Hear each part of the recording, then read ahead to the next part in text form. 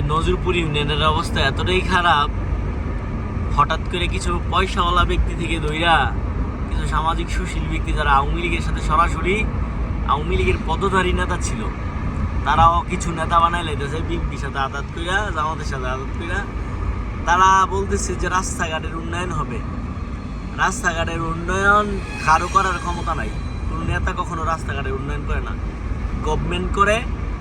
আর রাজনীতি গণপ্রজাতন্ত্রী বাংলাদেশ সরকারের আমলে কখনো কেউ রাস্তাঘাটের উন্নয়নের নামে ডোলপিটে নেতা হতে পারে না।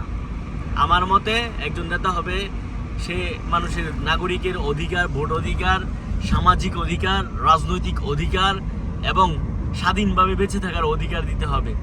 তারাই হচ্ছে প্রকৃতপক্ষের নেতা। যারা ডোল পিটাইতেছে প্রচুর টাকা দিয়ে রাস্তা করে দিমু, বিভিন্ন সময়ে বড় বড় নেতার লগে পরিচয় আছে, এগুলা ফাঁকা বুলি ছাড়া আর কিছুই না।